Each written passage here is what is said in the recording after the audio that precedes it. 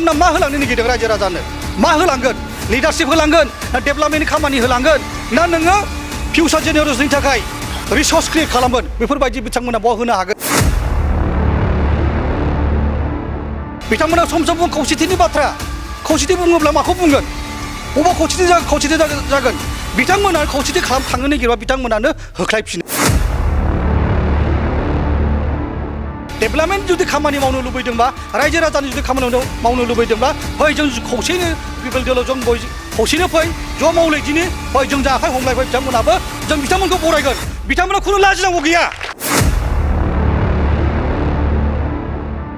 political पार्टिखौ दादों मा साननानै बिथांमोना पलिटिकेल पार्टिखौ दादों मा भिउस खालामदों बिथांमोना गावसोरसो गावसोरनि आइडियोल'जि नाथाय बिथांमोना डिभिजन पलिटिक्स खालामनो नागिरदों मा बे डिभिजन पलिटिक्सआ जोंनि 13 नं समाजाव जेबो सोलिया 100% सोलिया बियो दिनैनि दिनाव इउपिपिएल दोलो हिसाबै इउपिपिएल दोलोजों जुजिनो हानाय खुनु राजनीतिक दोलो गैया अपोजिशन पार्टी से फर एग्जाम्पल नोङो बीपीएफ काउन्टेबलाव फैया बिथांमोना जे बिटिसिआव जे इलेक्शनावबो पावाराव फैगोन बा इलेक्शन देरहागोन बा रायजो राजानि मदद मोनगोन बेबायदि बिसिनाव पजिशन दानि समाव गैलिया नङा 30 नङा अल बिटिआर समाजाव बिथांमोना जेबो गोहोम खोलैनो हाया 1000नि बारा भट मोना बिथांमोना दिनैनि दिनाव इउपिपिएल दोलो हिसाबै इउपिपिएल दोलोजों जुजिनो हानाय खुनु राजनीतिक दोलो गैया दा दिनै नायनो थाङोब्ला दिनै जोङो नुगोन अपोजिशन पार्टी से फर एग्जाम्पल नोङो बीपीएफ काउन्टेबलाव फैया बिथांमोना जे बिटिसिआव जे इलेक्शनावबो पावाराव फैगोन बा इलेक्शन देरहागोन बा रायजो राजानि मदद मोनगोन बेबायदि बिसिनाव पजिशन दानि समाव गैलिया आरो बिथांमोननि टाइमा जोब्बाय बिथांमोनखौ रायजो राजा 17 इयार्स टाइम होबाय बिथांमोननो बे डेभेलपमेन्ट मावनांगौ रायजो राजानि थाखाय मावनांगौ इयुथ्सफोरखौ ग्र' खालामनांगौ लिडारशिप क्रिएट खालामनांगौ स्कप होनांगौ दा बैफोरबायदि राजखान्थिया बिथांमोननो 17 बोसोर होनायनि गेजेरावबो बिथांमोना खुनु डेभेलप खालामनो हायाखै बिथांमोना खुनु जौगानायनि खामानि मावनो हायाखै इयुथ लिडारशिपखौ बिथांमोना क्रिएट खालामनो हायाखै फिउचार जेनेरेशननि थाखाय बिथांमोना जेबो दोननो हायाखै दा बेफोरखौ जुदि नायोब्ला दिनै 5 इयार्सआव जेरै प्रम'द दैदेननाय इउपिपिएल दोलोआ दिनै इयुथफोरनो स्कप होदों वुमेनफोरनो स्कप होदों मोजां सेंग्राफोरनो जा इडुकेटेड सेंग्राफोर बिथांमोनखौ इउपिपिएल सरकारा इनकारेज खालामदों दे नोंथांमोना फै ससाइटिखौ लिड खालाम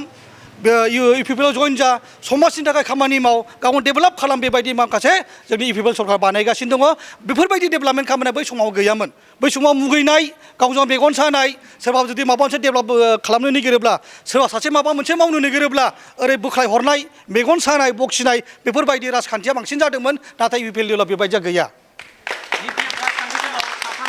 गोख्रों बुंथिगिरि दङ बिथांमोना फिउचारनि थाखाय माबोरै खालामगोन होनना सानो जे बिक्रम दैमारि कास्टम प्रहलाद बिथांमोननि सायाव मा फोरमायगोन जेराव जागायनायनिफ्राय जोबजासिम बिथांमोना दान्थे बिदान्थेजों फोजोबगोन होनना फोरमायगोन बिथांमोनखौथ' मा बुंनो आङो दा बिथांमोना बिटिसिनि सिनारिखौ बांद्राय मोनथिया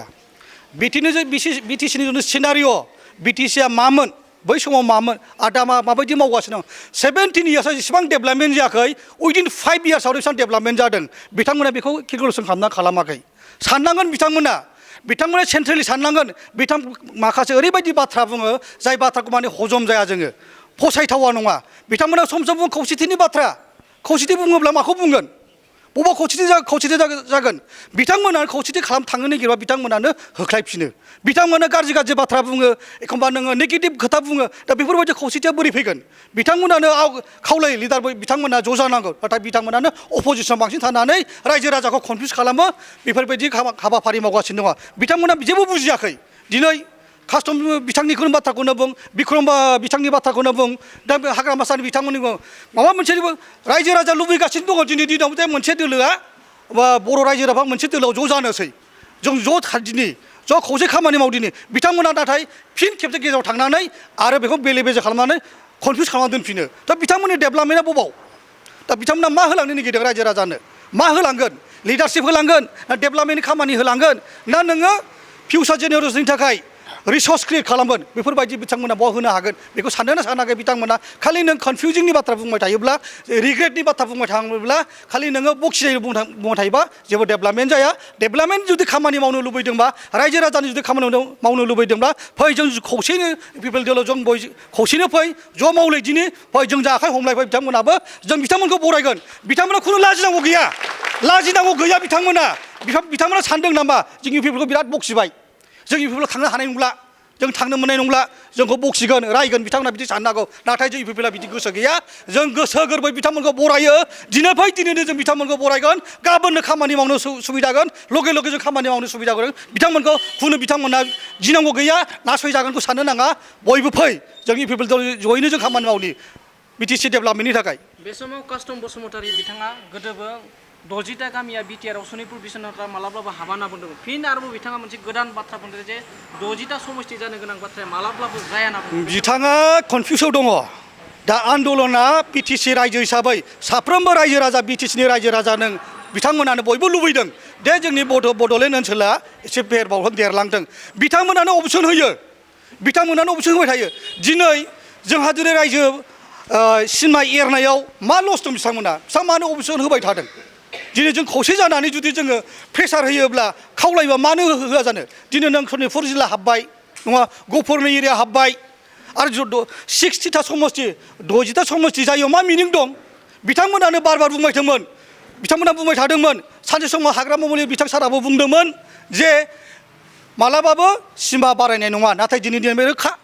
फैबाय जाबाय दा मा बुंगोन बिथाङा माइना भट बिहैगोन बिथांमोना भटआ दे एबारनि बे फिननि बे फैगौ माबायाव सेप्तेम्बर दानाव जिथु इलेक्सन जानो गोनां बाय बिथांमोना भट होनो मोनसिगोन दा बिथांमोना मा बुंगोन बिपिएफ दोलोनि मानसिफ्रा मा बुंगोन हाग्रामा सारमोना मा बुंगोन कास्टमा मा बुंगोन नामा दा ना बिसोर माबा भट होनाङा होनसिगोन नामा बिथांमोना दाथ' भट होनो मोनसिगोन उदालगुरि जिल्लानि सिमना जोंनि माखासे सिमना दानख'नाय दङ बेफोराव भट होनो मोनसिगोन दा बिथांमोना बेखौ बुजिदोंना बुजियाखै थिग बेबायदिनो दा फैगौ समावहाय जोंना 60टा समष्टिया 100% रोखा बे हाबगोन बाव खुनु कनफिउस जानांगौनि गोनांथि गैया रायजो राजाबो कनफिउस जाया आरो बिथां रायजो राजाफ्रा ज' जानानैसो थाब बुंनांगौ जे सरकारखौ खावलायनांगौ सार एसे थाबै खामानिखौ मावदो जाहाथे जोङो जोंनि सिमनाया बारायबावो बड'लेण्डनि सिमनाया बारायबावो बेखौसो जों खावलायबावनांगौ दा बे समाव अनजालि दैमारिनि दैदेननायाव मोनसे एपिपि राजखान्थि जोनोम जादों बेयाव 13 नं चिरां बियाबाव गोबां गोहोम खोख्लैगोन होननानै फोरमायदों एपिपिआ जाबाय जास्ट दाउसा गोरलै बिसोर जों 13 नं चिराङावहाय जेबो गोहोम खोख्लैनो हाया बिथांमोना सोरनि थाखाय